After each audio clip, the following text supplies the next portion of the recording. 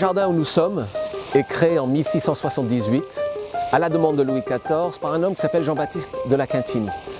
C'est aujourd'hui au monde probablement le jardin le plus ancien de production de fruits et légumes, toujours cultivé dans cette optique. Allez, donc ici on est devant des poiriers.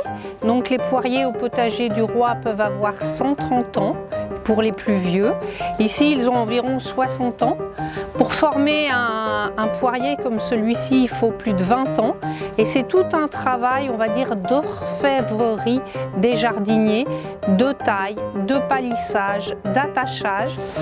Une des variétés principales utilisées par Minas pour leur thé, c'est la rainette du Canada blanc, qui est une pomme qu'aujourd'hui les gens hésitent à manger parce qu'elle est légèrement farineuse.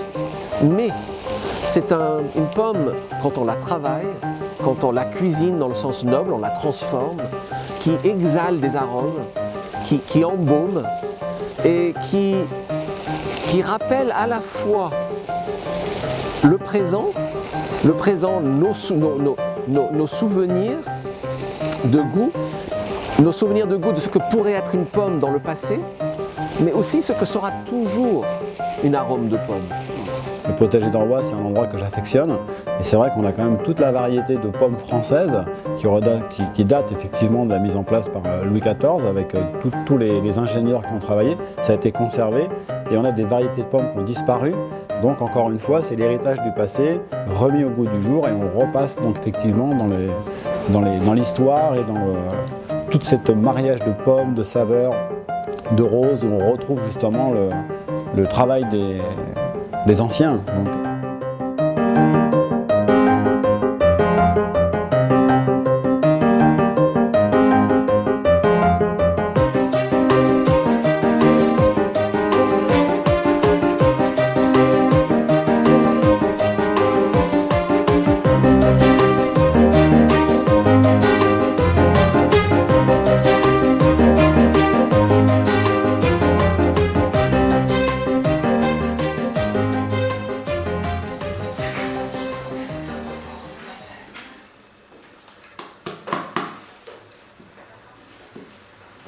Ta colle de pâte, elle est un peu prise. Ça fait longtemps que je travaille ici.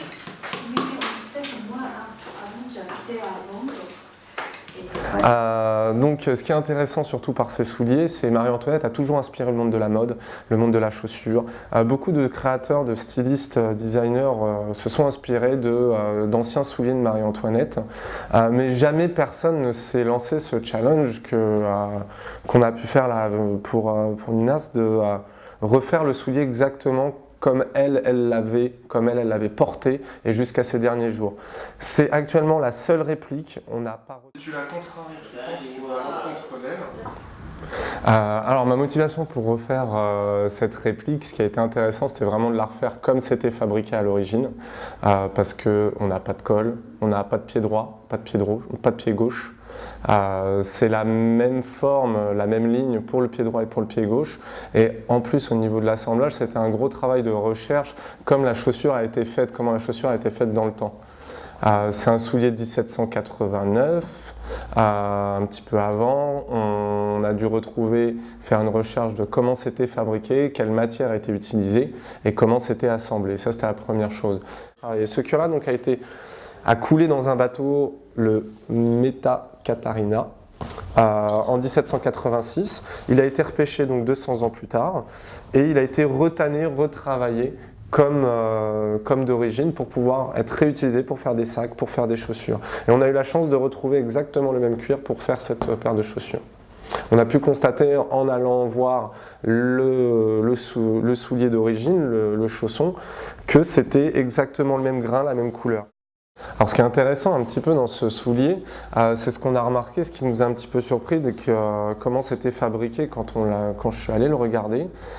Déjà ce qui est intéressant, c'est de raconter un petit peu l'histoire de Marie-Antoinette. Marie-Antoinette, quand elle était portée à l'échafaud, on l'a dépouillée un petit peu de ses biens et on a retrouvé entre guillemets les souliers les moins riches ou les moins signes de richesse, qui est le moins de signes de richesse, bien que On peut quand même noter une esthétique, de la soie ici, un veau qui est assez solide. Et en fait, en réalité, c'est des chaussons. Ils lui ont redonné des chaussons.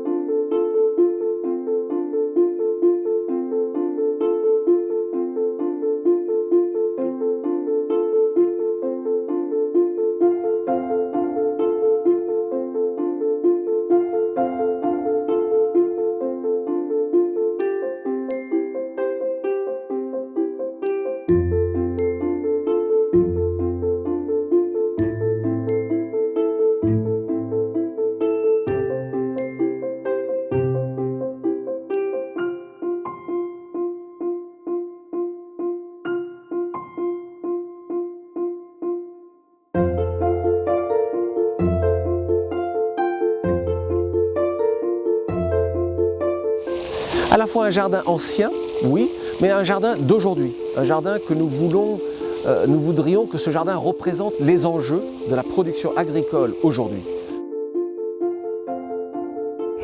Les arbres fruitiers et les légumes, les cultures légumières, donc, sont entretenus de façon raisonnée. On utilise en premier tout ce qui est lutte biologique. On a mis une haie qui est derrière moi d'arbres qui favorisent les insectes auxiliaires. On utilise les phéromones contre le carpocaps, qui sont toutes des luttes comme ça naturelles. On essaye effectivement dans le potager de limiter le plus possible les produits chimiques et de rester naturel.